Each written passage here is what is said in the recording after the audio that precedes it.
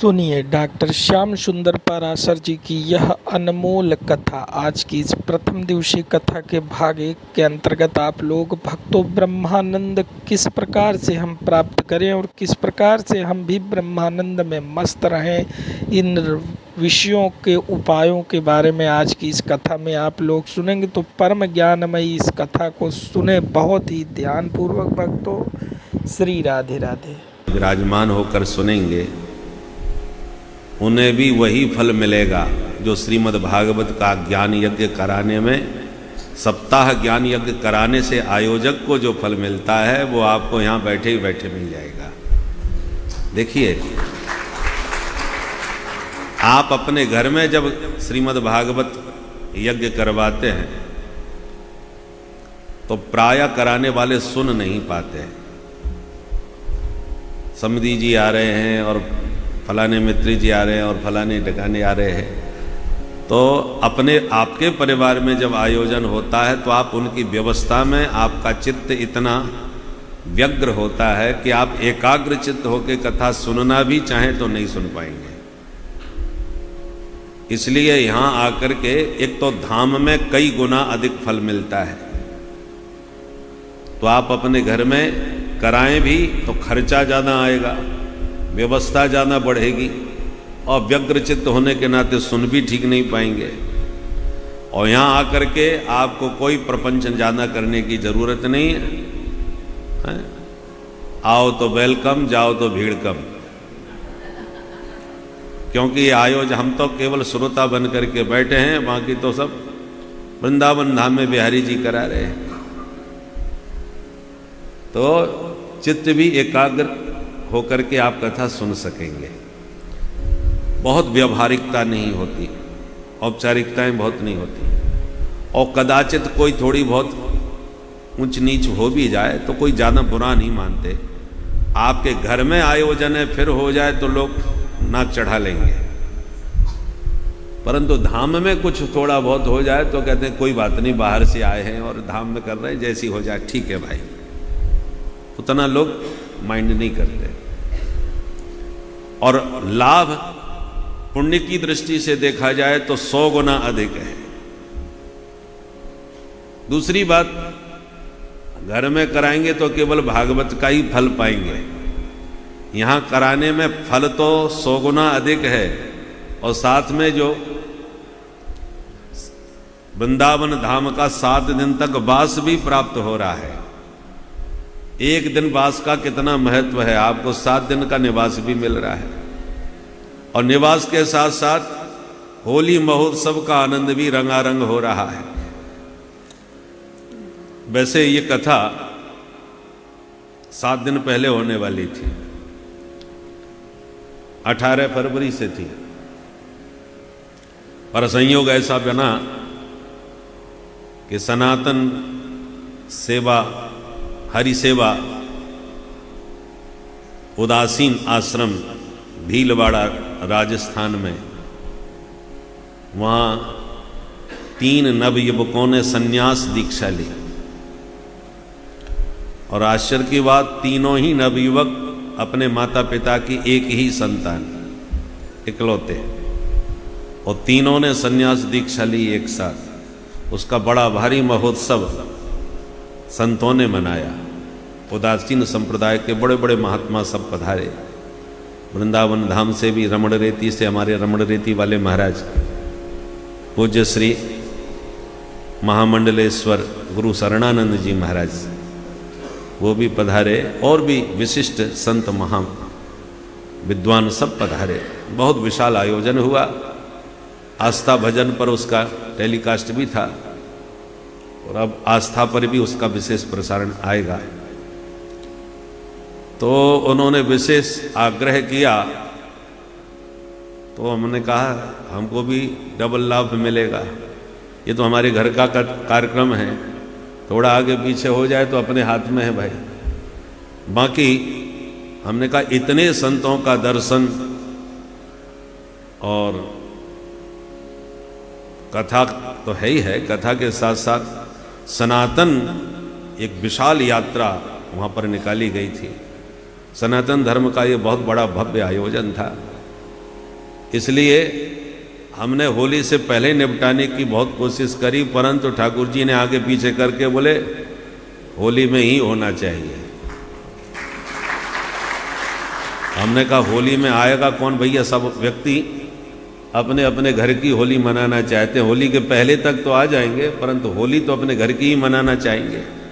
तो बिहारी जी ने कहा जो होली के रसिया होंगे वो जरूर आएंगे भाई, जो पक्के होली के रसिया हैं, जो हमारे ब्रज के ठाकुर से ही होली खेलना चाहते हैं, वो तो जरूर आएंगे।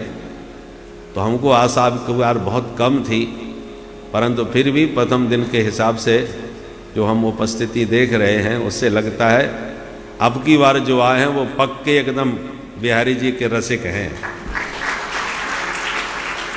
जो घर की होली छोड़ करके बिहारी जी से होली खेलने के लिए वृंदावन धाम में ब्रज रस का आनंद लेंगे। तो हम लोग भी अभी निश्चित तो नहीं किए, पर एक दिन होली का रंगारंग कार्यक्रम भी रखेंगे, और प्रतिभा होली के दिन ही रखेंगे। होली जलाने के बाद 4 तारीख को 3 या 4 में जब देखेंगे, अभी निश्चित करेंगे चर्चा। तो रंगारंग कार्यक्रम हमने, जब आप अपने घर की होली छोड़ के आएंगे तो यहाँ बढ़िया तरीके से आपको होली खिला करके ही भेजेंगे, और ऐसा रंग चढ़ा करके जाओ कि सब सखियां जो आई हैं वो कहेंगी हम तो होली, किसकी होली, बोले बिहारी जी की होली है। अब संसार की नहीं रही, अब तो हम बिहारी जी की होली। तो सब बिहारी जी के होकर के ही यहाँ से होली के रंग में रंग करके जाएं। तो हम लोग होली महोत्सव भी धूमधाम से मनाने वाले हैं। बोल वृंदावन धाम की, होली के रसिया की, श्री बांके बिहारी लाल की जय जय श्री राम। तो आइए श्रीमद् भागवत के महात्म्य में प्रवेश करें। जो भगवान सच्चिदानंद स्वरूप हैं, विश्व की उत्पत्ति, पालन और संहार के भी जो कारण हैं, जिनका चरणाश्रय ग्रहण करते ही जीव के तीनों ताप समाप्त हो जाते हैं, ऐसे भगवान बालकृष्ण प्रभु के पाद पद्मों में हम सब मिलके बारंबार प्रणाम करते हैं। नैमिष की पुण्य भूमि में सूत जी सौनकादि ऋषियों को यह मंगलमयी कथा सुना रहे हैं। और सौनक जी कैसे हैं? मुख्य श्रोता, कथामृत रसास्वाद कुशलः, भगवान की कथा सुनने में परम कुशल है, बहुत ही निपुण है।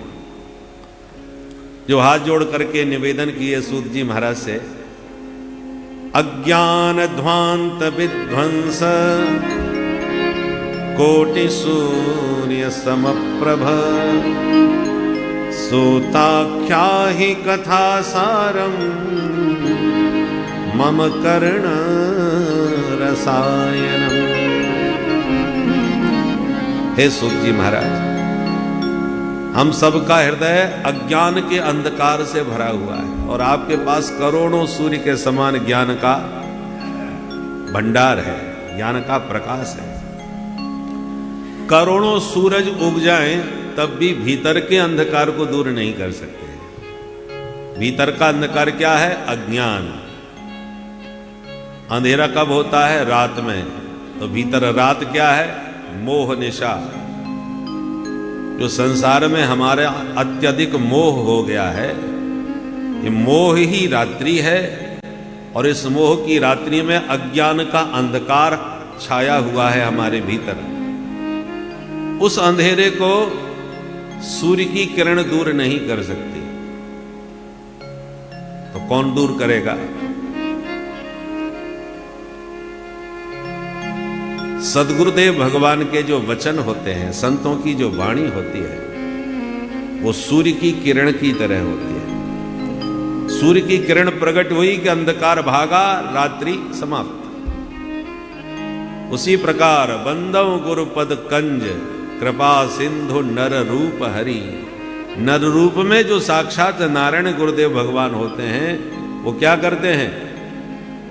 जासु बचन रवि कर निकर, महामोह तम पुंज। हमारे भीतर महामोह, मोह माने तो रात्रि हो गई, और महामोह का मतलब क्या हुआ? बोले रात दो प्रकार की होती है, अमावस की और पूर्णिमा की। पूर्णिमा की रात होती तो है पर उसमें थोड़ा उजेला होता है, चांदनी रात होती है। पूर्णिमा की, पूर्ण चंद्रमा की चांदनी में लोग दिखाई पड़ते हैं, आते जाते नजर आते हैं। और एक अमावस की रात होती है जिसमें अपना हाथ भी नहीं सूझता, कुछ भी नजर नहीं आता, घोर अंधकार। तो मोह रात्रि है पूर्णिमा की और महामोह की रात्रि है अमावस की, जिनके भीतर गहन अंधकार अज्ञान का छाया हुआ है, क्योंकि अमावस की निशा है, अमावस की रात्रि है। और उसको दूर करने के लिए सदगुरुदेव भगवान के जो वचन हैं, रवि करनि कर, रवि की रश्मियां सूर्य की किरण की तरह गुरुदेव के वचन होते हैं।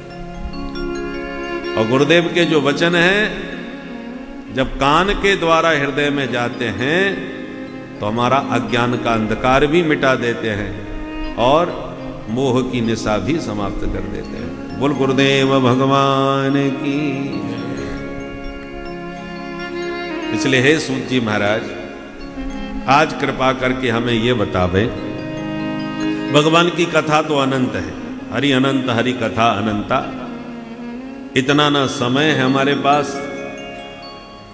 और ना ही इतनी बुद्धि समझने की। इसलिए कृष्ण कथा का जो सार है, अर्थात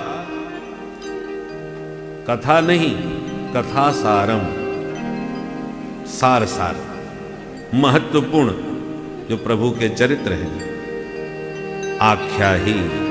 हे सूत जी महाराज, कथा सार आज हमें सुनाइए। भगवान की कथा क्या है? मम कर्ण रसायनम, ये कानों का रसायन है। भगवान की कथा सुनने से ऐसा प्रतीत होता है जैसे कानों में किसी ने रसायन घोल दिया हो, कर्ण रसायन। प्यार से बोलो जय श्री राधे। जय श्री राधे। वो कर्ण रसायन हमको दें और आज ये बतावें कि भक्ति, ज्ञान, वैराग्य और विवेक को बढ़ाने के लिए ये वैष्णव लोग करते क्या है। देखो महाराज, यह घोरे कलौ प्रायौ जीवश्चासुरतांगतः, इस घोर कलयुग में प्रायः जीव आसुरी प्रकृति के हो गए।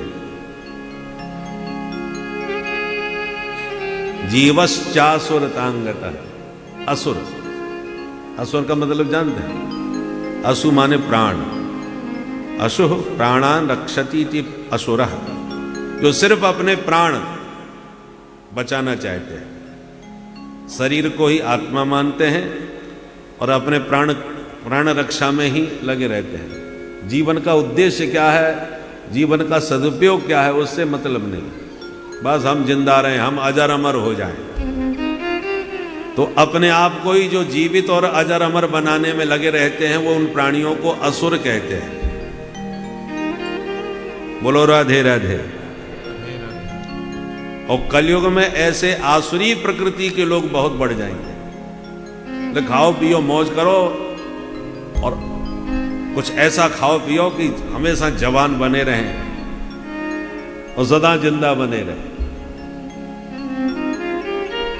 और आजकल आप देख ही रहे महाराज, आजकल बड़ा हल्ला मच रहा है एक फाइल का, विदेश से आए ना,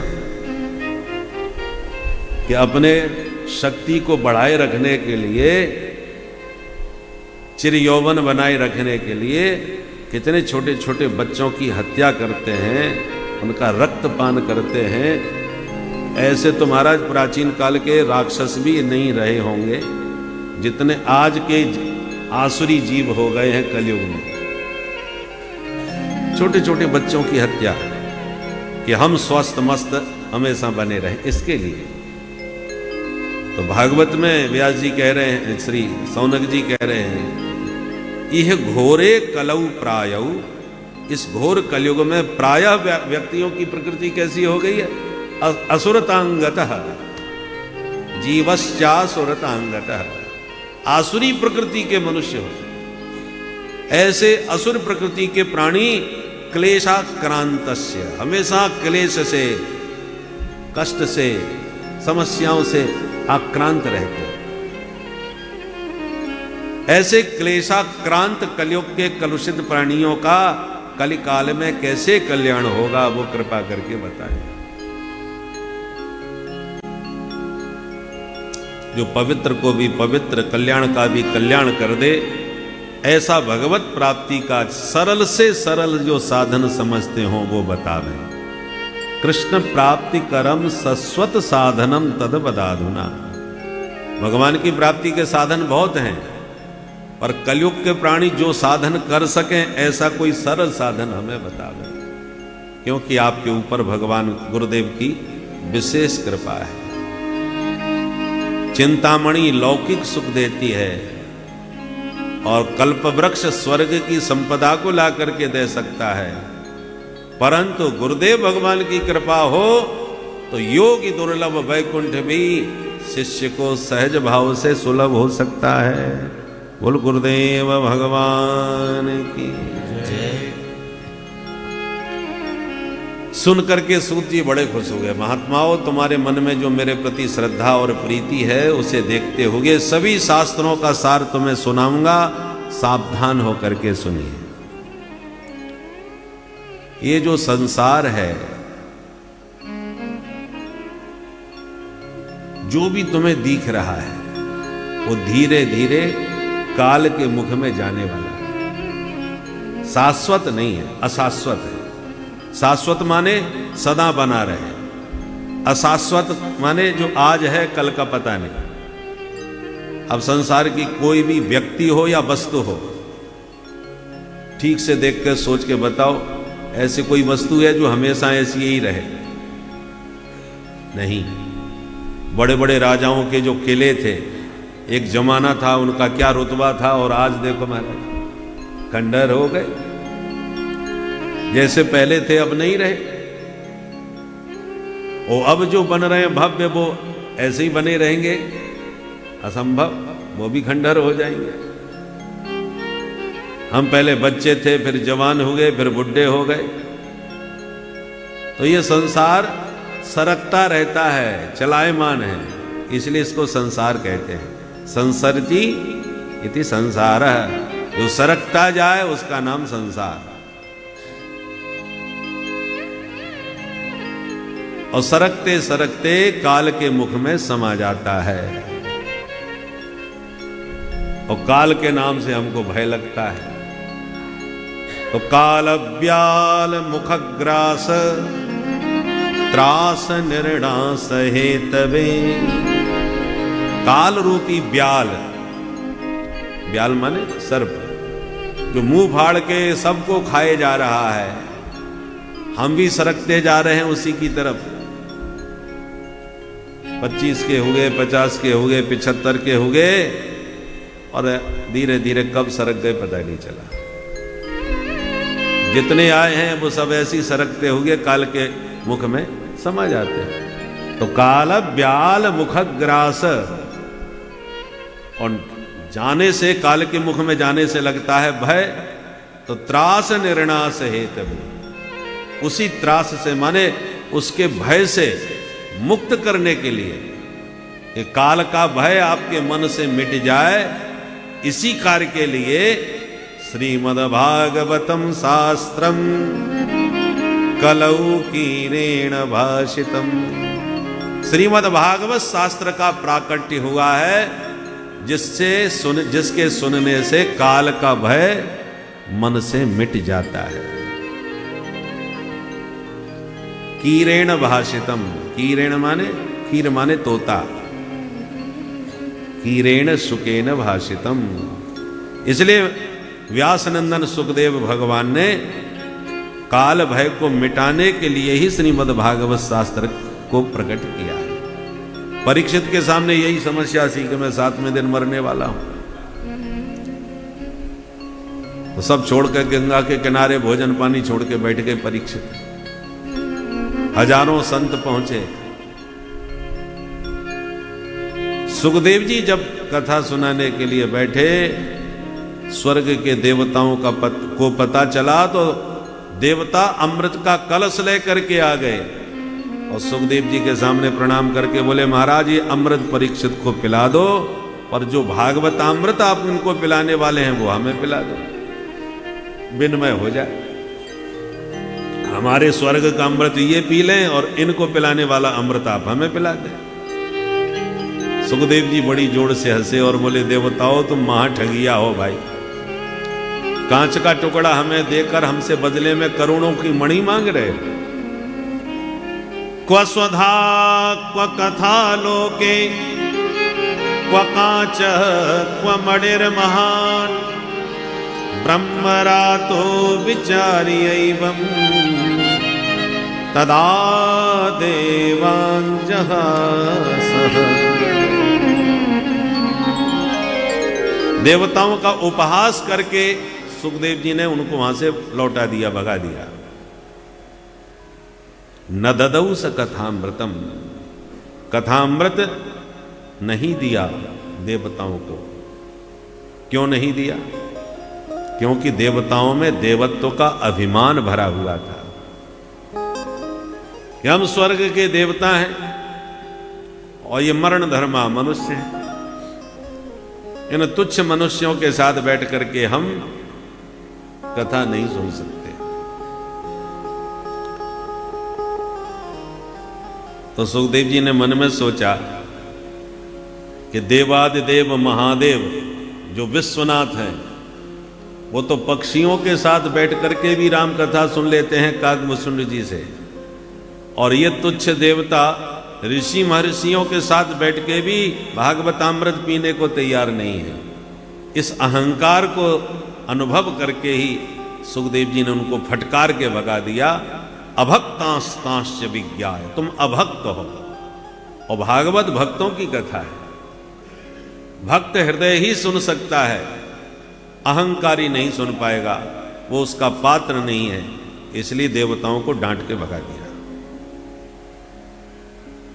ऐसी देव दुर्लभ या दिव्य कथा है जिसके लिए देवता ललचाते हैं, जो परंपरा से आज हमें सुलभ हो रही है। महाराज जब इतनी जोरदार है ये कथा तो 7 दिन में ही फटाफट क्यों सुनाई जाती है? पक्ष पारायण, मास पारायण क्यों नहीं? हमारे पास तो खूब समय है। परीक्षित के पास समय नहीं था, इसलिए 7 दिन में ही उन्हें सुननी पड़ी। हमारे पास तो कोई समस्या नहीं है। 7 दिन में ही सुनने की परंपरा कहां से प्रारंभ हुई? सूत जी कहते हैं, ऋषियों ये सप्ताह विधि जो है वो सनकादिकों ने नारद जी को सुना के प्रारंभ करी। अच्छा, सौनक जी बोले हमने तो सुना है नारद जी 2 घड़ी से ज्यादा टिकते ही नहीं, एक जगह नहीं रुकते। तो ऐसे घुमक्कड़ महात्मा नारद जी 7 दिन बैठ के कहां सुन ली ये कथा? थोड़ा विस्तार से बताओ ये बात। सूत जी कहते हैं, अच्छा सुनो। एकदा हि विशालायाम चत्वार ऋषयो मला सत्संगार्थम समायाता दद्रसोस्तत्र नारदम। एक समय की बात के बद्री विशाल धाम में, बद्री विशाल माने बद्री नारायण, वहां चारों भाई सनकादिक घूम रहे थे। काई के लिए? सत्संगार्थम। कोई साधु संत मिले तो बैठ के कुछ भगवत चर्चा करे, सत्संग की इच्छा से। कि अचानक उन्हें दूर से नारदम ददृशु, नारद जी आते दिखाई पड़े। चारों भैया खुश हो गए, चलो आज नारद जी से सत्संग होगा जोरदार। क्योंकि चारों भैयाओं का व्यसन है भगवान की कथा, और जीवन में कोई ना कोई व्यसन जरूर होना चाहिए। प्यार से बोलो राधे राधे। राधे राधे। पर वो व्यसन दुर्व्यसन नहीं होना चाहिए, सद्व्यसन होना चाहिए। दुर्व्यसन तो हम लोगों ने खूब पाल रखे हैं। बोले महाराज क्या करें, सवेरे उठते ही जब तक बिस्तर पर चाय ना मिले हमारा तो आगे मूड ही नहीं बनता। ये दुर्व्यसन है।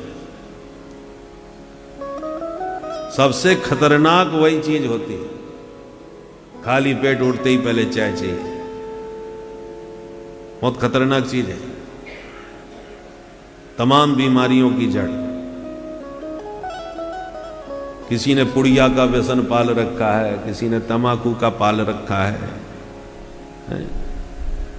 पीने खाने के उल्टे सीधे तमाम व्यसन, इसको दुर्व्यसन कहते हैं। और सद्व्यसन क्या है? कथा कहीं भी हो रही हो, कोई भी करा रहा हो, कोई भी कर रहा हो, जहां पता चला कि कथा हो रही है बस सब काम छोड़ के अब की बार भाई 7 दिन पूरा बैठ के वहीं सुनना है। धावंती रस लंपटा, पता लगते ही दौड़ते हैं। ये भी व्यसन है। बहुत लोग होते हैं जो कथावाचकों के पीछे ही मारा, जहां आपकी कथा वहीं पहुंच गए। कोई बुलाओ मत बुलाओ, व्यवस्था कुछ मिले ना मिले। हमारे बापूजी के साथ कितने लोग चलते हैं, हजारों की संख्या में चलते हैं, सब काम छोड़ के चलते हैं। ये भी व्यसन है। और जो जिस व्यसन का व्यसनी हो और वही व्यसन किसी और को लगा हो तो उन दोनों में खूब जमती है, खूब पटेगी। जैसे कोई तंबाकू रगड़ रहा हो और आपको तलब लगी हो और आपके जिम में खत्म हो गई हो, तो उसको देखते ही आपकी तबीयत खुश हो जाएगी, वाह भैया आप खूब मिले। एकदम दोनों की जमेगी। और यदि आप उनके संग में नहीं है तो आपसे नहीं पटेगी। 4 लोग रगड़ के आपस में खा रहे हो और वो आपको भी दें और आप मना कर दें हम नहीं लेते, अरे ये तुम्हारी कोई जिंदगी है? इसके बिना सब बेकार। बोले इससे तो कैंसर हो जाता है। अरे साहब, तो हमने हजारों लोग ऐसे बता देंगे जो बिल्कुल नहीं खाते उनको कैंसर है। आपको ऐसे ऐसे तर्क देंगे अपनी बात में कि कहते हैं आपको भी लगने लगेगा कि इसके बिना जिंदगी बेकार है। इतनी महिमा सुनाएंगे। और तंबाकू प्रेमियों ने न जाने कितने प्रकार के श्लोक और पद पदावलियां बना रखे हैं। बोले कृष्ण चले बैकुंठ को तो राधा पकड़ी बांह। तंबाकू वालों के कृष्ण चले बैकुंठ को तो राधा पकड़ी बांह। बोले यहां तंबाकू खाए लो वहां तंबाकू ना आए।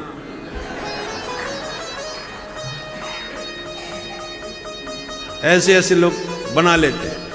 संस्कृतज्ञों ने भी बनाया। बिडौजा पुरा पृष्ठवान पद्मे योनिम। बिडौजा माने इंद्र, इंद्र का नाम है बिडौजा, और पद्म योनि माने ब्रह्मा। तो एक बार इंद्र ने ब्रह्मा जी से पूछा कि विधाता आप सारी दुनिया को बनाते हो, बिडौजा पुरा पृष्ठवान पद्म योनिम धरित्री तले सारभूतम किमस्ति। हे विधाता, आपने जो ब्रह्मा ये संसार बनाया है, इस धरती में आपको सबसे सारभूत वस्तु क्या लगती है? आपने सबसे बढ़िया क्या बनाया धरती में?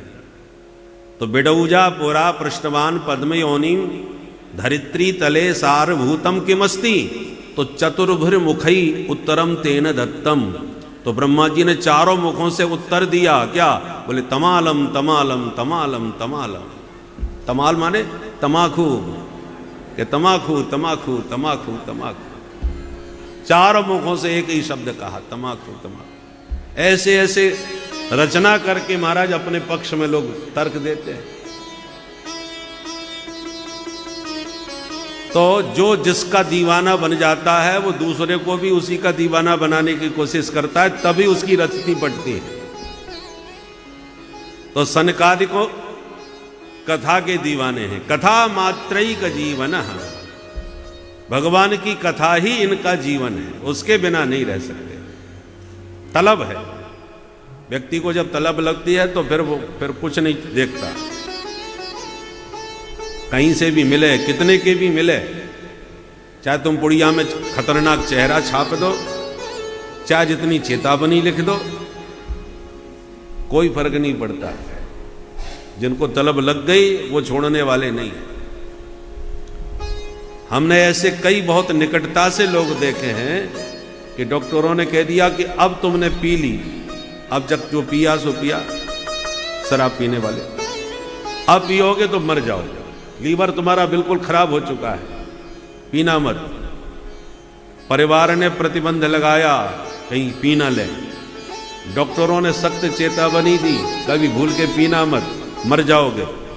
और ये सारी चेतावनी और सावधानी के बाद भी मौका पा करके पी लिए और पी करके जैसी आराम हो गई, सच में मर भी गई। ऐसे लोग, कहीं सुनी बात नहीं, प्रत्यक्ष देखी बात बता। लोग इतने हद तक दीवाने हो जाते हैं, इसको कहते हैं व्यसन। सनकादिकों का भी ऐसा ही सदव्यसन है। जहां भगवान की कथा हो बस दीवाने दौड़ के पहुंच जाते हैं। और कहीं कोई कथा सुनने को न मिले तो एक वक्ता और 4 श्रोता, घर की कथा प्रारंभ, घर का सत्संग चालू। परंतु भगवान की चर्चा के बिना, सत्संग के बिना, कथा के बिना कोई दिवस व्यर्थ नहीं जा सकता। चारों भाई परम तपस्वी, ऐसा लगता है मूर्तिमान चारों वेद विचरण कर रहे हो, हमेशा ब्रह्मानंद में मस्त रहते हैं।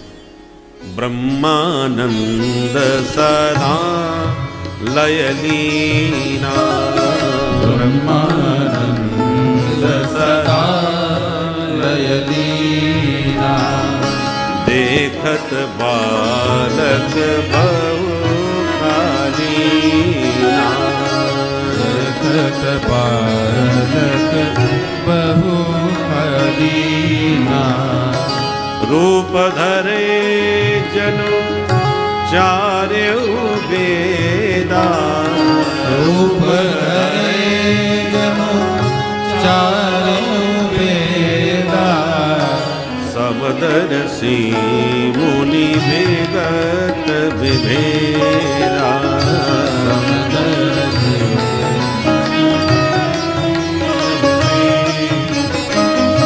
आशा वसन व्यसन यह नहीं, आशा वसन व्यसन यह नहीं, आशा वसन व्यसन यह नहीं, आशा वसन व्यसन यह नहीं, रघुपति चरित हो ये तह सुनही, रघुपति चरित हो ये तह सुनही, रघुपति चरित हो ये तह सुनही, रघुपति चरित हो ये तह सुनही, आशा बसन व्यसन यह नहीं, आशा बसन व्यसन यह नहीं, व्यसन यह नहीं, व्यसन यह नहीं। गोस्वामी जी ने भी व्यसन बताया, आशा वसन व्यसन यह नहीं, ये सनकादिकों का व्यसन है। तो व्यसन जरूर करना चाहिए, मैं निवेदन जो कर रहा था, परंतु ऐसा व्यसन होना चाहिए। आजकल हम लोग कथा में भी व्यवहार निभाने प्राय जाते हैं, कथा सुनने नहीं जाते हैं। अरे साहब फलाने ने कार्ड भेजा था, उनके यहाँ कथा हो रही है, चलो एक दिन हाजिरी दे आए। उनको कथा से संबंध नहीं होता, औपचारिकता है, व्यवहार है। हम नहीं जाएंगे तो हमारे यहाँ कौन आएगा, इसलिए जाना पड़ता है। ये इसको व्यसन नहीं कहते, ये तो औपचारिकता है। व्यसन वह है कोई भी कराए, कोई भी कहे, न वक्ता से मतलब न आयोजक से, हमें तो भगवान की कथा से मतलब है। ठाकुर जी की चर्चा हो रही है, कहीं भी हो, कोई भी करे, हमें उसका आनंद लेना है। जब बिना किसी औपचारिकता के जहां कथा हो वहीं आप दौड़ के जाएं, तब समझ लो आपको कथा का व्यसन लग गया। ऐसे ही सनकादिक है। और नारद जी को देखा तो इसलिए खुश हो गए कि वही व्यसन नारद जी को भी लगा हुआ है, वो भी भगवान के कथा रसिक है। तो एक ही व्यसन के दो लोग मिल जाएं तो खूब जमती रस्ती पटती है। इसलिए नारद जी को देखकर चारों भैया बहुत खुश हुए। पर पास में आके जब देखा तो नारद जी बेहद परेशान दिखाई पड़े, व्यग्र चित्त। तो चारों भाई चक्कर में पड़ गए कि ये महात्मा दूसरे की चिंता दूर करने वाले आज स्वयं चिंता में डूबे कहां भाग रहे हैं। चारों ने टोका नारद जी, कथम ब्रह्मन दीन मुख कुतश्चिंता तुरो भवान त्वरितम गम्यते कुत्र कुतश्चागमनम तब इदानीं शून्य चित्तोऽसि गतवित्तो यथा जना तवेदं मुक्त संगस्य नोचितं वद कारणम्। ओ ब्रह्मन कथम दीन मुख। अरे नारद जी महाराज, आपका मुंह कैसे लटक रहा है, आप दीन मुख। जो साक्षात ब्रह्मज्ञानी है और जिसने पूरे ब्रह्मांड में जो हर जगह पहुंच सकते हैं, यहाँ तक कि वैकुंठ लोक, स्वर्ग लोक, हर जगह तक जिसकी पहुंच हो, वह व्यक्ति भी एक ऐसे गूढ़ प्रश्न से परेशान हो सकते हैं, ये किसने सोचा था। और अंततो गत्वा उनको इसका उत्तर न किसी राजा, न किसी देवता और किसी अन्य के पास नहीं, बल्कि ऋषि कुमारों के पास मिला था। जिस प्रश्न को स्वयं उनको इतना गूढ़, इतना कठिन लग रहा था, वही प्रश्न समाप्रोक्ता बिंदु मात्रम विशेषता सजीवम दहते चिंता निर्जीवम दहते चिता। तो नारद जी, आप जैसे परम संत किस चिंता में डूबे भाग रहे हैं। त्वरितम गम्यते कुत्र, आप भाग के जा कहां रहे हैं। और कुतश्च आगमनम तव, इस समय आपका आगमन कहां से हो रहा है, क्योंकि जहां से आ रहे हो वहीं चिंता का कारण होगा।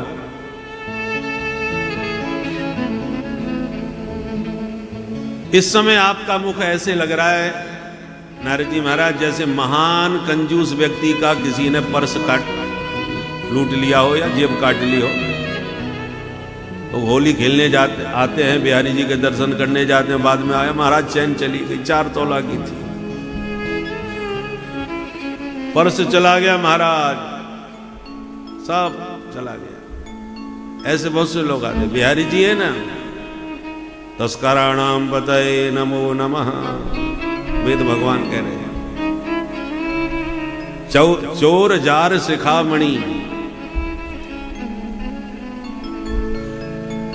परंतु जो धन लूट लिया जाता है, साधु ऐसे धन से हाथ ही नहीं लगाते। साधु को पैसे से बचना ही चाहिए, दूर ही रहना चाहिए। पैसा पापी साधु को परस लगावत पाप, दूर करे गुरु इष्ट से उपजावे संताप। भगवत रसिक जी की वाणी। साधु को पैसे का स्पर्श करना माने पाप को छूना है। पैसा को पाप क्यों कहा? साधु के लिए, गृहस्थों के लिए नहीं। साधु के लिए क्यों? साधु माने शांति, सुख शांति का जिसका जीवन हो, वैराग्य से पूर्ण हो, वो साधु। और पैसा जहां उसने लिया और धीरे धीरे पैसा बढ़ा, सोई माता घूमता है। अब गुरुजी के पास रहेंगे तो फिर गुरुजी को ही सब देना पड़ेगा। तो पहले तो गुरुजी से अलग हो जाओ, क्योंकि गुरुजी से अलग होगा तभी अपना नाम जमेगा।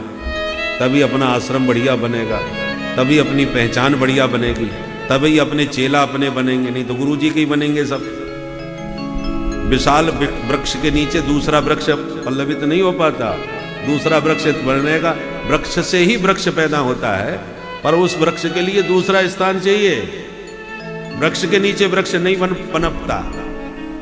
इसलिए गुरु जी के पास तो अपना नहीं जमेगा, अपना जमाव बनाना है तो पहले तो अलग हो, गुरु जी से अलग हो के बढ़िया एक अलग अपने नाम का आश्रम बढ़िया बनेगा, तब अपने व्यक्तिगत चेला भी बनेंगे, तब माल भी अपना आएगा और प्रभाव भी अपना जमेगा। तो पहले तो गुरु जी से अलग भय, और फिर गुरु जी से अलग होके जब अपना आश्रम बना लिया तो अभी तो गुरु जी के यहाँ मस्ती से रहते थे। टेंशन है तो गुरु जी जाने कि कितने का भंडारा बनेगा, भंडारा कहाँ से आएगा, कि गुरु जी का टेंशन था। अब अपना निजी आश्रम बन गया तो अब अपना स्वयं टेंशन लेना पड़ता है। वही ऐसे कोई धनवान लोग जुड़े कि आश्रम चलता रहे अपना, कहीं बीच में कहाँ भटकना पड़ेगा। चेला जब बढ़ेंगे और आएंगे तो उनके खान पान का प्रबंधन सब करना पड़ेगा। इतना बड़ा आश्रम बनाया तो तोड़ फोड़ कहीं होती है तो उसकी देखभाल करना पड़ेगा। रंग रोगन सब हर साल चाहिए। बनाना सरल है, मेंटेन करना बहुत कठिन है। तो वो सारी चिंता अब दूर भय, तब पता चला कि बड़ा टेंशन है भाई। पहले तो गुरु जी के यहाँ मौज से रहते थे, खाओ पियो मौज करो, जो गुरु जी ने कह दिया सो कर दिया, मां की पड़े हैं मस्ती से। तो अब जब इतना चिंतन, जब अपना काम बढ़ गया तो अब टेंशन बढ़ गया, अब तो भजन कौन करे। पहले तो खाओ पियो और फिर भजन के अलावा कुछ भोजन और भजन गुरु जी के यहाँ। तो अब अपना सब बन गया तो अपना टेंशन बढ़ गया। अब न तो चैन से भोजन कर पा रहे हैं, न चैन से भजन कर पा रहे हैं। भजन करते करते कहीं बढ़िया सेठ जी का फोन आ गया, अरे साहब ये तो बहुत बढ़िया सेवा करते हैं आश्रम की, अब इनसे बात नहीं करी तो कहीं नाराज ना हो जाए, तो माला तो फिर आराम से कर लेंगे बाद में, पहले वो काम निपटाओ, उनको संतुष्ट करो। सेठ जी का फोन आया कि हम फलानी तारीख में आ रहे हैं। अरे सेठ जी आ रहे हैं भाई, कमरा साफ करो, बढ़िया फर्स्ट क्लास करो तैयार, और उनके भोजन पानी की व्यवस्था करो। पहले सेठों की धर्मशाला हुआ करती थी तीर्थों में, और महात्मा लोग मौज से यात्रा करते हो गए, जहां मर्जी आया डेरा जमाया, जब मर्जी आया उठ दिया। अब कोर्स बदल गया, अब सेठ जी मौज से आते हैं और साधु संत उनकी सेवा में लग जाते हैं कि भाई फलाने जी आ रहे हैं, ढकाने जी आ रहे हैं, उनकी देखभाल करो। ये स्थिति हो। तो ये पैसा इतना विचित्र चीज है कि गुरु से भी अलग करता है और इष्ट से भी अलग करता है। इसलिए भगवत रसिक बड़े फक्कड़ महात्मा हुए हैं। वृंदावन धाम का थे, मध्य प्रदेश के सागर जिले के थे। इनका नाम था भगवती प्रसाद शास्त्री, बड़े भारी विद्वान थे। जब वैराग्य हुआ तो आ गए वृंदावन। श्री स्वामी हरिदास जी की परंपरा के संत, वैराग्य दीक्षाली। उनके वचन बड़े अद्भुत है। उन्हीं का ये वचन है, पैसा पापी साधु को परस लगावत पाप, दूर करे गुरु इष्ट से उपजावे संताप। गुरु से अलग किया, इष्ट से, इष्ट का चिंतन छोड़ा दिया। अब पैसा घर में है तो उपजावे संताप। आप शांति से नहीं सो सकते। इतना पैसा है घर में रखा है, कहीं कुछ गड़बड़ ना हो जाए तो बैंक में डाल दें, किसी को ब्याज पर दे दें, अरे वो खाना जाए। आप शांति से सो ही नहीं सकते। पैसा आया कि शांति गई, उसी के चिंतन में लगे रहना पड़ेगा। इसलिए साधु जो भजन करने के लिए अपने माता पिता, घर परिवार सबको त्याग करके भजन के लिए आए थे, और आए थे यार भजन को होटल लगे के पास। भाई दुनियादारी का प्रपंच आपने यहां फैलाना चालू कर दिया तो क्या मतलब हुआ वैराग्य वेश बनाने का। इसलिए श्री भगवत रसिक जी कहते हैं, दूर करे गुरु इष्ट से उपजावे संताप। पैसा साधु के लिए बहुत खतरनाक होता है। जो देता है वो आंख भी दिखाता है, और साधु को सब सहना पड़ता है। इसलिए साधु के लिए पैसा से छूना, हाथ ही नहीं लगाना चाहिए, दूर मस्त रहो। और भगवान ने गारंटी ले रखी है, कि तुम पैसा नहीं लोगे तो भूखो थोड़ी मर जाओगे। अनन्यास चिंतयन्तो माम, भगवान ने गारंटी ली, तुम तो अनन्य भाव से सिर्फ मेरा चिंतन करो। तो गारंटी हमारी क्या है? योगक्षेमम वहाम्यहम्। तुम सतत हमारा चिंतन करोगे तो योगक्षेम वहन हम करेंगे। तुम्हारी गारंटी है, संसारियों से बढ़िया तुम्हारा चकाचक माल पानी हम छनवाएंगे। हमारे श्री चंद्रशेखर बाबा बहुत अच्छे महात्मा गौड़ी संप्रदाय के वृंदावन धाम में होंगे। विद्यार्थी जीवन में हमने उनका खूब सानिध्य प्राप्त किया।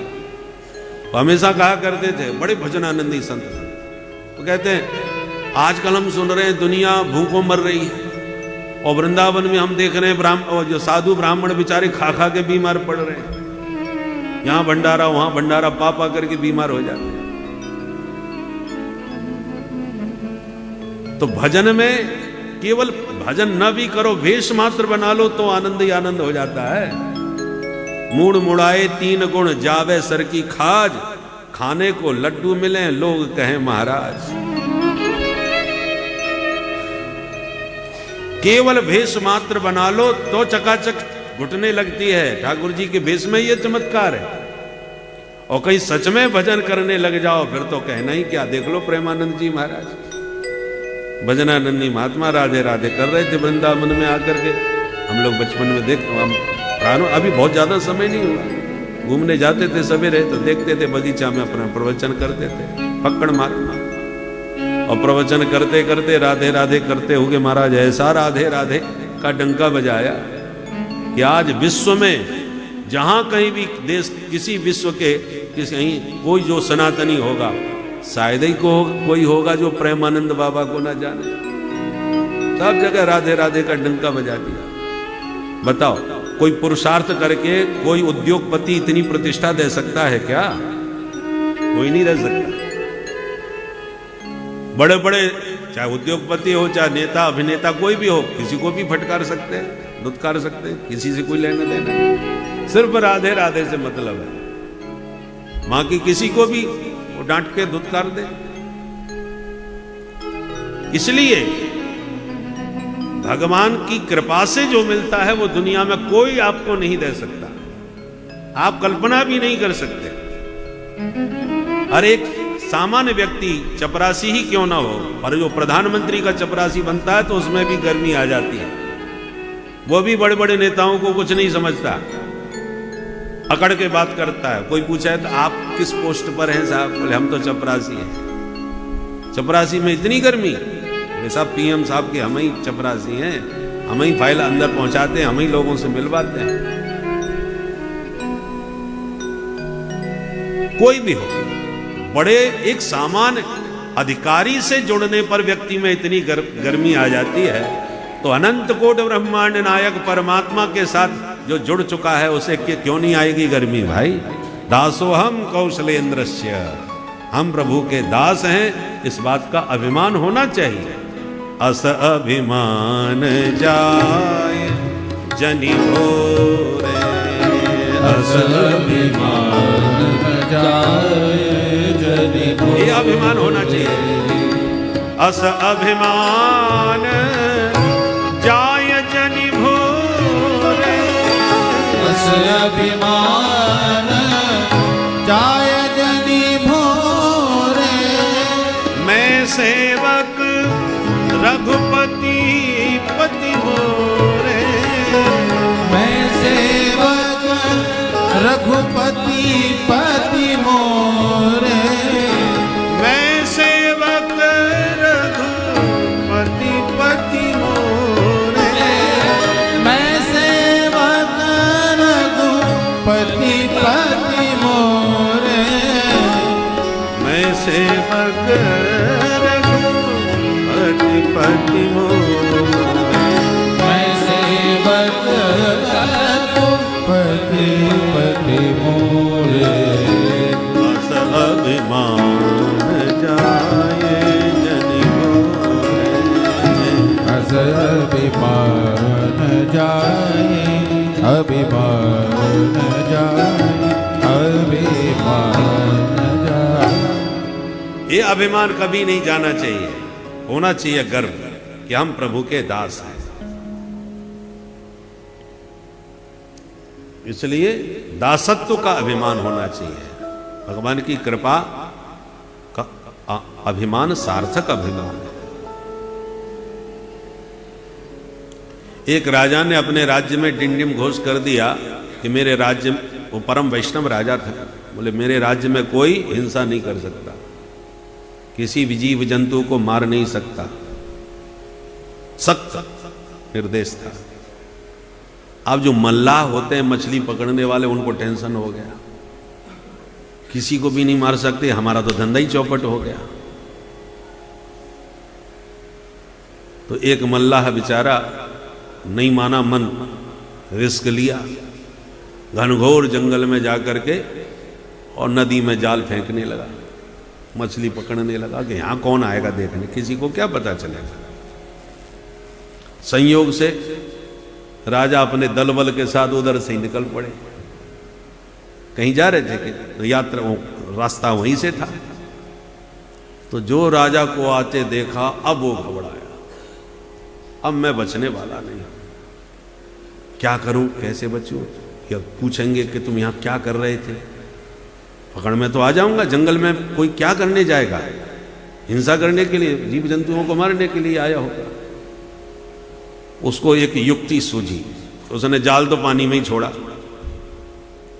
और जो कपड़े थे उनको फाड़ फाड़ कर सब फेंक दिया और एक लंगोट लगा करके, कौपीन लगा करके बैठ गया और जो नदी के किनारे की मिट्टी थी, रेती थी, पूरे शरीर में लपेट ली और बस बैठ गया आंख बंद करके, राम राम राम राम राम राम राम। राजा वहीं से निकले, देखा अरे एकांत जंगल में ये संत कौन बैठे हैं भाई, भजनानंदी, पक्का महात्मा है भाई, जो दुनियादारी से दूर एकांत जंगल में भजन कर रहा है। राजा ने तुरंत, वैष्णव तो था ही राजा, बोले कि भाई शोर मत मचाना, हल्ला नहीं मचना चाहिए, महाराज जी को कोई विक्षेप ना हो। राजा ने देखा, राजा बड़े प्रभावित हुए, वाह, गंगा तट पर एकांत जंगल में ऐसे संत का दर्शन हो गया, मेरी तो यात्रा सफल हो गई, मैं तो धन्य हो गया। साष्टांग प्रणाम किया और उसकी तो धड़कन तेज हो रही थी, जो जो आवाज पास में आ रही थी उसकी धड़कन बढ़ रही थी, कहीं पोल पट्टी ना खुल जाए हमारी। सो ज्यों पास में आवाज आवे तो और जोर से।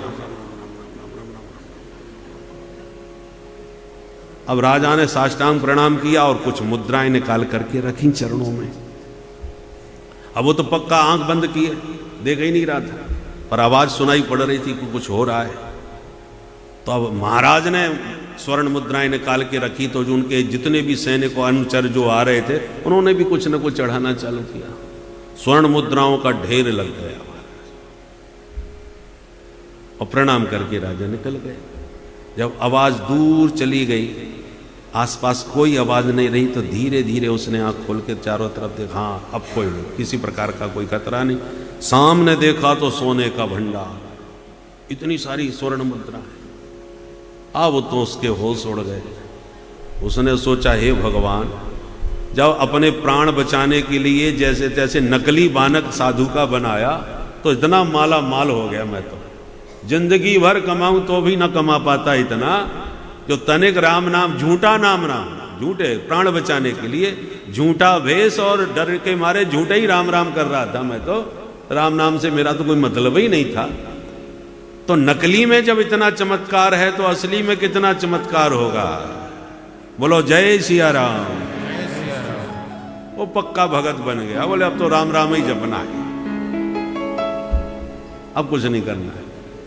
तो मतलब यह है कि भगवान के नाम में, भगवान से जुड़ने में अब अद्भुत चमत्कार है। बस व्यक्ति विश्वास करके जुड़ जाए, और वो विश्वास हमारा जमता नहीं, टिकता नहीं। इसलिए सनकादिकों ने नारद जी को टोका कि आप इतने बड़े भजनानंदी संत वैष्णव, भगवत भक्त और महाज्ञानी, नारद विष्णु भगत पुण्य ज्ञानी, आप भक्त भी हैं, महाज्ञानी भी हैं, और फिर भी चिंता में मुंह लटका के घूम रहे हैं जैसे किसी का माल धन संपत्ति लुट गई हो। अतः नोचितम बद कारण, आप जैसे विरक्त संत को इस प्रकार चिंता में डूबे घूमना बिल्कुल उचित नहीं लगता। क्योंकि तवेदम मुक्त संगस्य, आप मुक्त संग महात्मा हैं। साधुओं में जैसे कोई श्री महंत है, कोई महामंडलेश्वर है, तो उसकी जिम्मेवारी बढ़ जाती है, वो एक गद्दी है, और गद्दी पर बैठा हुआ व्यक्ति को तो पूरा साधु समाज का ध्यान रखना पड़ता है, व्यवहार सब निभाने पड़ते हैं।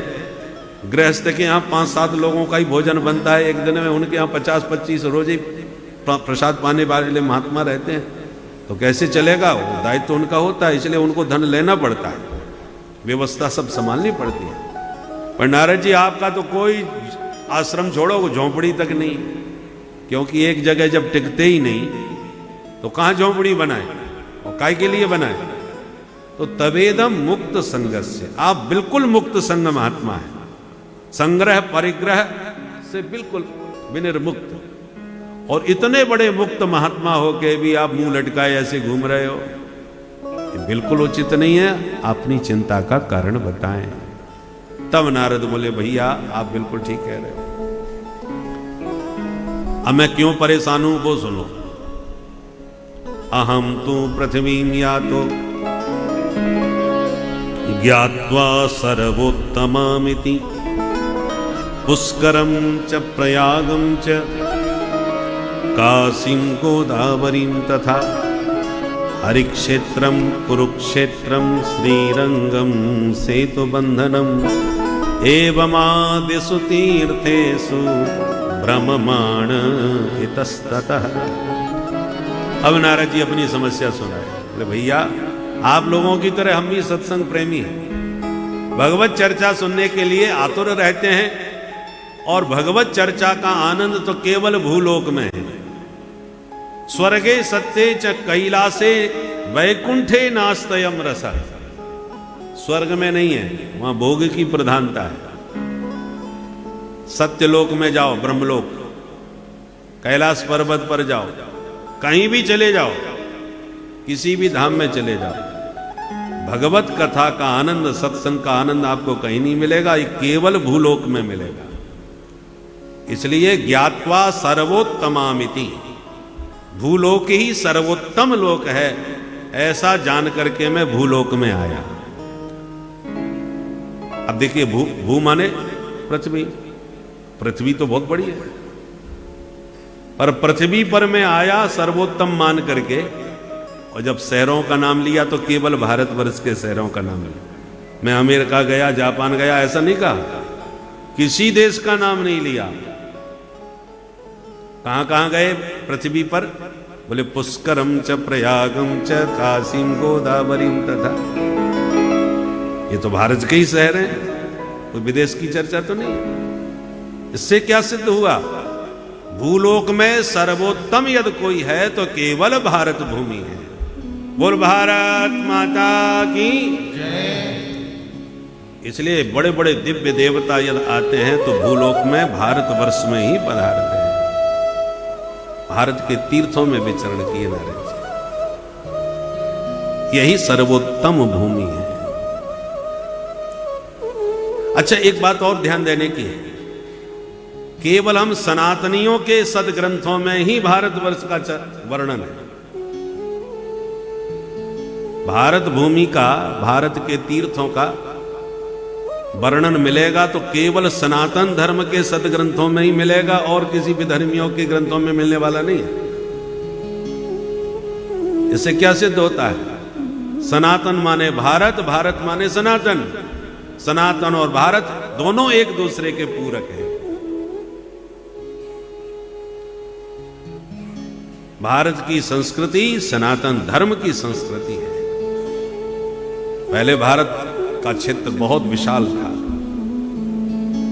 पूरा एशिया द्वीप भारतवर्ष के नाम से ही जाना जाता है। कटते और बटते सीमित होता चला गया। इसलिए अब भी सावधान करते हैं कि भाई बटोगे तो कटोगे। हम बटते गए और कटते गए, कितने बचे, और जो अब है वो भी सुरक्षित रहे, उसके लिए बहुत सावधानी की आवश्यकता है, क्योंकि भारतवर्ष माने सनातन धर्म, और इसलिए आप भागवत में ही देखिए, पंचम स्कंद में भारतवर्ष की सभी नदियों का वर्णन है, पर्वतों का वर्णन है, तीर्थों का वर्णन है। भागवत में आप देखिए भारतवर्ष का पूरा चित्रण किया गया है। इससे सिद्ध होता है भारतवर्ष माने सनातन धर्म।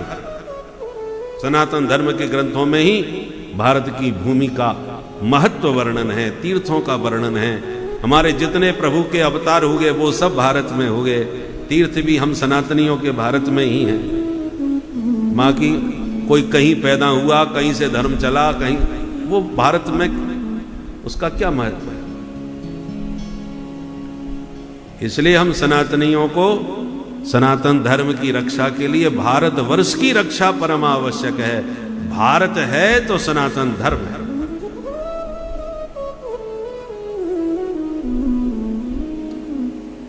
तो सूत जी कहते हैं, ऋषियों, नारद जी कहते हैं हम सारे तीर्थों में गए भारत में, चित्त को चैन कहीं नहीं मिला।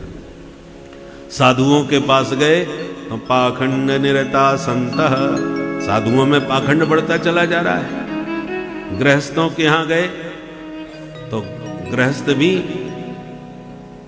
महालोभी होते चले जा रहे हैं। बेटा बेटियों का भी विवाह नहीं करते बल्कि सौदा करते हैं, जिसके कारण दंपति नाम च कलकनम, पति पत्नी में ही प्रायः संग्राम मचा रहता है। तो गृहस्थों के यहां भी अशांति, विरक्तों के यहां भी अशांति। हमने सोचा अब किधर जाएं। निर्णय लिया कि चलो वृंदावन में चल के वहीं राधे राधे करते हैं, छोड़ो झंझट। तो हम सब प्रपंच छोड़ के वृंदावन में चले आए। वृंदावन में आके मस्ती तो बहुत आई भाई। कितना भी टेंशन हो, कितनी भी परेशानी हो, वृंदावन धाम में आज भी वही मस्ती है। 90-90 साल के डोकरा भी ठुमका मार के नाचते आपको नजर आ जाएंगे बिहारी जी में। अब तो भीड़ के मारे नाचना गाना तो क्या होता है, धक्का मार के तुरंत भीतर घुस जाओ, बाहर तो अपने आप निकल जाओ। घुसना ही बड़ा मुश्किल है ये हालत। पर पहले हम देखते थे कि 90-90 साल के वृद्ध बिहारी जी के सामने कमर पे हाथ रख के ठुमका लगा रहे, नाच रहे हैं और बढ़िया पद पदावलियां गा रहे हैं। वो मस्ती वृंदावन की। धन्यम वृंदावनम तेना भक्तिर नृत्यति यत्र च। धन्य है ये ब्रज की वसुधा, जहां पर भक्ति आज भी ठुमक रही है, नाच रही है, यौवन संपन्न है। हम लोग बड़े भागी हैं, कम से कम वार्षिक महोत्सव के माध्यम से वृंदावन में 7 दिन आकर के उस मस्ती में सम्मिलित हो जाते हैं। आइए एक बार अपने मन को वृंदावन के रंग में रंग दें। अरे वृंदावन धाम अपार, भजे जा राधे राधे।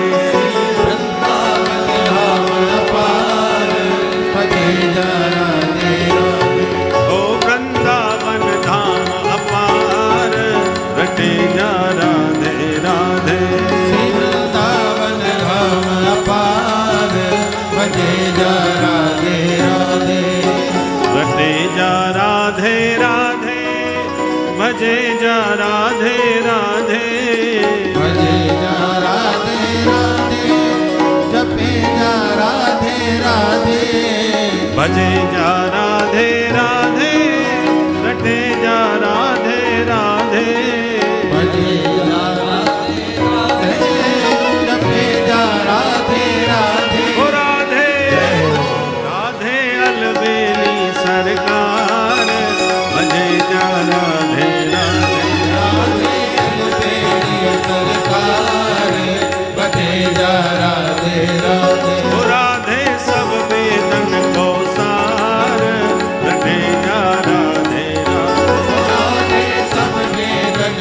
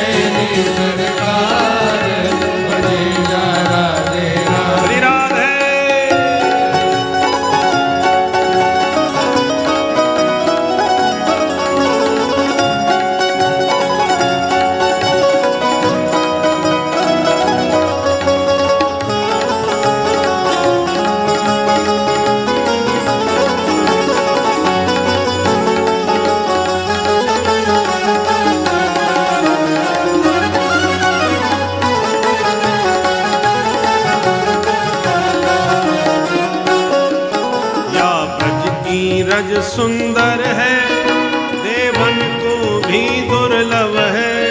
या ब्रज की रज सुंदर है, देवन को भी दुर्लभ है। या ब्रज की रज सुंदर है, देवन को भी दुर्लभ है। या ब्रज की रज सुंदर है, देवन को भी दुर्लभ है। अरे या ब्रज रज शीस चढ़ाए, बजे जा राधे राधे। अरे या ब्रज रज शीस चढ़ाए, बजे जा राधे राधे। ओ राधे सब वेदन को सार, रटे जा राधे राधे। राधे सब वेदन को सार, बजे जा राधे।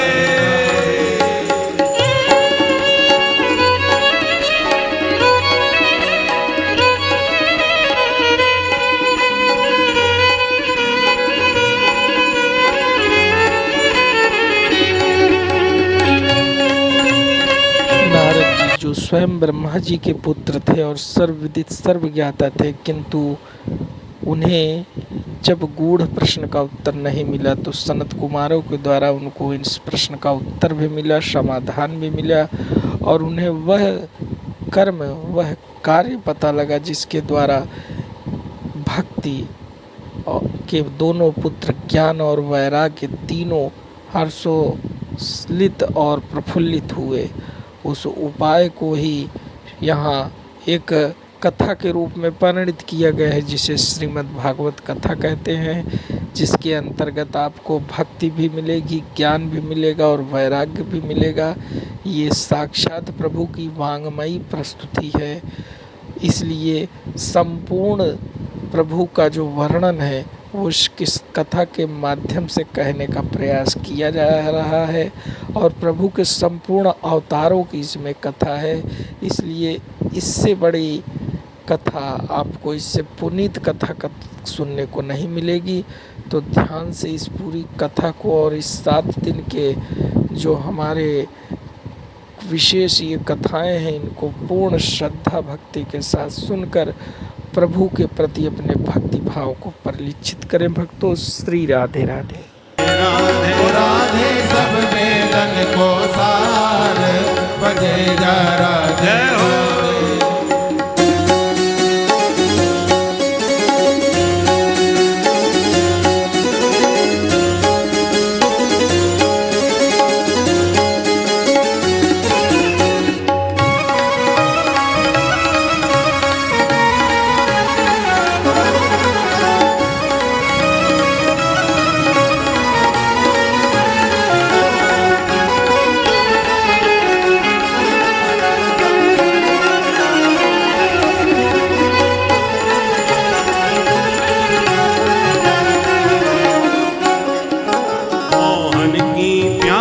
राधे।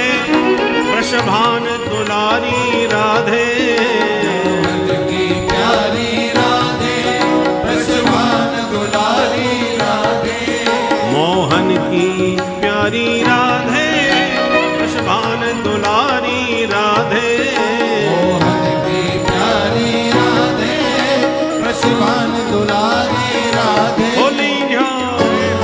लीन्हो बरसाने अवतार, रटे जा राधे राधे। लीन्हो बरसाने अवतार, बजे जा राधे राधे। राधे अलवेली सरकार, बजे जा राधे राधे। राधे अलवेली सरकार, बजे जा राधे राधे। रटे जा राधे राधे। रटे जा राधे राधे। ओ भजे जा राधे राधे। ओ भजे। बोल राधा रानी की जय। बरसाने वारी की जय। मोर मुकुट वंशी वारे की जय। जय जय श्री राधे। तो नारद जी ने कहा हम बहुत टेंशन में आ गए, इसलिए हमने सोचा छोड़ो, चलो वृंदावन में चल के राधे राधे करें, तभी शांति मिलेगी। इसलिए नारद जी कहते हैं भैया हम सब छोड़ छाड़ के वृंदावन में आए गए। और वृंदावन में मस्ती से राधे राधे करते हुए जा रहे थे कि यहां पर भी एक विचित्र आश्चर्य देखने को मिल गया हमको। यहां क्या मिला भाई? बोले जमुना जी के किनारे एक युवती सिर पकड़ के रो रही। हमको लगा क्या हो गया भाई। हम उसके पास जाकर के बोले देवी जी क्या बात है, क्यों रो रही हो, क्या कष्ट है? तब उसने हमको प्रणाम करते हुए अपना परिचय दिया। अहम भक्ति नितिख्याता इमौ में तनयौ मतौ ज्ञान वैराग्य नामानो काल योगे न जर्जरौ। मेरा नाम तो भक्ति देवी है और ये दोनों बुढ़े मेरे सामने जो बेहोश पड़े हैं ये मेरे बच्चे हैं। इनका नाम है ज्ञान और वैराग्य। मैं दक्षिण भारत में पैदा हुई, कर्नाटक में बड़ी हुई, महाराष्ट्र में पली, पर कई पाखंडियों के प्रदेशों में पहुंच करके बच्चों से पाखंड से पीड़ित होकर बच्चों को लेकर के इधर से उधर भटकती फिरी। पर वृंदावन में आती मैं तो एकदम नई नवेली बन गई, पर बच्चे मेरे दोनों बुढ़े हो गए। अब बच्चे स्वस्थ यदि नहीं हुए यहाँ तो इदम स्थानम परित्यज्य विदेशम गम्यते मया, इस भूमि को भी छोड़ के मैं कहीं परदेश चली जाऊंगी। एक क्षण में नारद जी सारी स्थिति को समझ गए और बोले देवी आप बिल्कुल दुखी मत होना। सतयुग द्वापर त्रेता में आप बड़े आनंद से रही, पर अब आ गया है कलयुग। बरसे बरसे क्रमात् जाता मंगलम नापि दृश्यते। जो आपको शास्त्र सम्मत कथा अब सुनने को मिल रही है, शास्त्रमय जीवन जीने वाले जो साधु संत आज आपको थोड़े बहुत दिख रहे हैं, धीरे धीरे इनके दर्शन भी नहीं रह जाएंगे। आपको शास्त्र सम्मत चर्चा करने वाला कोई साधु नहीं मिलेगा। अभी हैं पर धीरे धीरे सब विलुप्त हो जाएंगे। ये कलयुग का प्रभाव है। कलयुग में बुराइयां बहुत हैं, पर एक विशेषता है कि हरिनाम संकीर्तन से शीघ्र सबका कल्याण कर देता है। इसी गुण पर रीझ करके परीक्षित ने इसको स्थान दिया। किंतु जैसे ऊसर भूमि में बीज बोने से बीज बर्बाद हो जाता है, ऐसी कलयुग में नाम की महिमा तो खूब है, पर लोगों की बुद्धि में ये बात जमती ही नहीं। कलयुग ने बुद्धि इतनी खराब कर दी कि तुम कितना भी महिमा गाओ, कितने भी नाम की प्रशंसा करो, लोगों को विश्वास ही नहीं होगा। बोले सब ठीक है, ये सब फालतू की बातें हैं। जब कोई काम के नहीं रह जाते तब राम राम करने लगते हैं। परंतु बुद्धि में ये राम नाम का बीज नहीं बैठता, क्योंकि